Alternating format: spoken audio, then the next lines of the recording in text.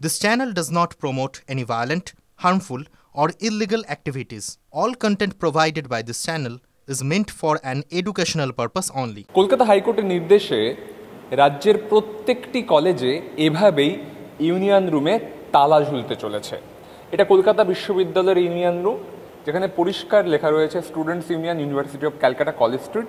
এই ইউনিয়ন রুমের যে গেট, মেন গেট, সেখানে তালা ঝুলছে।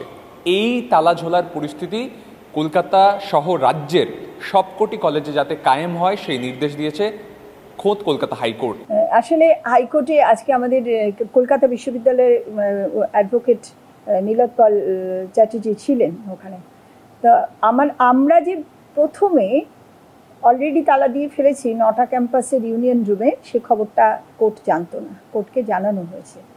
এবং স্বাভাবিকভাবে আমার মনে হয় খানিকটা তো বটেই সাহায্য করেছে সিদ্ধান্তটা নিতে, যে অন্যান্য কলেজগুলো, যেগুলো পশ্চিমবঙ্গে যে কলেজগুলো রয়েছে সেই কলেজগুলোর ইউনিয়ন রুমেও তালা দিয়ে দিতে। কারণ ইউনিয়ন কেউ এখন হোল্ড করে না, সুতরাং ইউনিয়ন রুমে বসার অধিকার নেই ছাত্রদের। কিন্তু আমরা কাজটা করেছি কিন্তু আজ থেকে 3 মাস আগে, অলরেডি অলমোস্ট 3 মাস। মানে আমরা আমাদের কাজ তো করেই রেখেছি, সেগুলো আজকে তোমরা ঘুরে দেখে নেবে, ছবি টবি তুলতে চাইলে তুলো। যথেষ্ট বাধা এসেছিল, কিন্তু সেই বাধাও আমরা অতিক্রম করতে পেরেছি। বাচ্চাদের, ছেলেমেয়েদের ডেকে বুঝিয়েছি, একবারে নেতাদের বুঝিয়েছি যে ইউনিয়নটা সেন্টিমেন্ট না রুমটা সেন্টিমেন্ট। তখন বলছি ইউনিয়নটা সেন্টিমেন্ট। তখন আমরা বললাম তাহলে ইউনিয়নের জন্য নেতা মন্ত্রীদের গিয়ে বলো তোমাদের নেতা মন্ত্রীদের যে কেন এখনও ইলেকশন বন্ধ রয়েছে, কেননা ইউনিয়ন একটা গণতান্ত্রিক অধিকার ছাত্রদের, এবং সেটা আমিও মানি, এবং সেখান থেকে তারা দাবি প্লেস করে, তা কেন সেটা বন্ধ? সুতরাং ইউনিয়ন ইলেকশন চালু করতে বলো, এবং ইলেকশন হয়ে গেলে যে জিতে আসবে আমরা চাবি তাদের হাতে তুলে দেবো। তাতে ওরা স্যারেন্ডার করে মেনে চলে গেছে। তৃণমূলের ছাত্ররা যারা বিনা ইউনিয়ন রুমে বসে নানা ধরনের অ্যাক্টিভিটিস করতো, এত খারাপ অ্যাক্টিভিটিস না হলেও এই মদ্যপান টান প্রাক্তন ছাত্র, এই খবরগুলো আসার পরেই তো একটা ইমিডিয়েট ডিসিশনে অ্যাডমিনিস্ট্রেটিভ বডি বসিয়ে সিদ্ধান্ত নিয়ে ফেলেছি। আমি শুনেছি যে অশোকদেব কোনো একটি ছাত্রের, আমরা নাম না বলাই ভালো, রাজনৈতিক ইনফ্লুয়েন্স খাটিয়ে তাকে কোনো একটা রেট পরীক্ষায় পাইয়ে দেওয়ার জন্য রেজিস্ট্রারের উপর প্রবল প্রেশার ক্রিয়েট করছিলেন। তারপর আমার সঙ্গে 2 দিন 3 দিন বসে থেকে আর দেখা পাইনি। তারপর একদিন তিনি আসেন, এবং এসে এই বাইরে, আমার বাইরেটায় তিনি বসেন। 10 মিনিট লাইন একটু থাকে, তো লাইন মতন ছিল, 10 মিনিট প্রচণ্ড চিৎকার করতে শুরু করে বাইরে।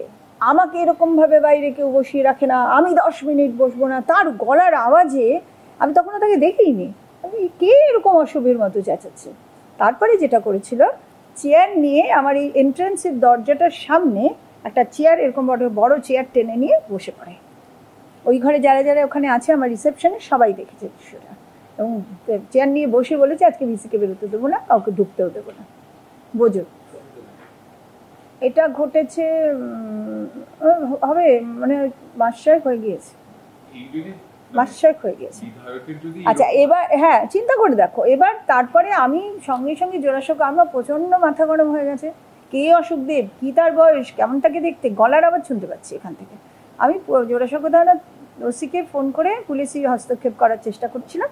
তখন রেজিস্ট্রার আমাকে বললেন মাথা গরম করবেন না, আমি ম্যানেজ করছি। তাকে বুঝিয়ে টুজিয়ে এখানে নিয়ে আসার পরে আমি তাকে বলি আপনি বসুন, 1 কাপ চাও পাবেন আপনি, কিন্তু চেঁচাচ্ছেন কেন? তখন উনি আরও চিৎকার করতে থাকেন, বলেন যে আমি 3 দিন ঘুরে গেছি, দেখা পাইনি, আজকে 10 মিনিট আমি বাইরে যাচ্ছি। 10 কেন, 10 ঘন্টা বসতে হতে পারে, 10 মিনিট কিছু নয়। মানে এমনভাবে আসেন, আগে আছে অনেক মানুষ যাদের প্রয়োজন আছে। তারপর আরও মাথা গরম, তখন রেজিস্ট্রার তাকে ধরে বসালেন। তারপর এখানে চিঠি নিয়ে এলেন। চিঠিটা এই সাউথ ক্যালকাটা ল কলেজের কোনো সিট বাড়ানোর চিঠি, সঙ্গে সঙ্গে চিঠির তলায় অশোকদেবের সই। আমরা বললাম এটা তো হতে পারে না, চিঠিটা নিয়ম মাফিক দিন।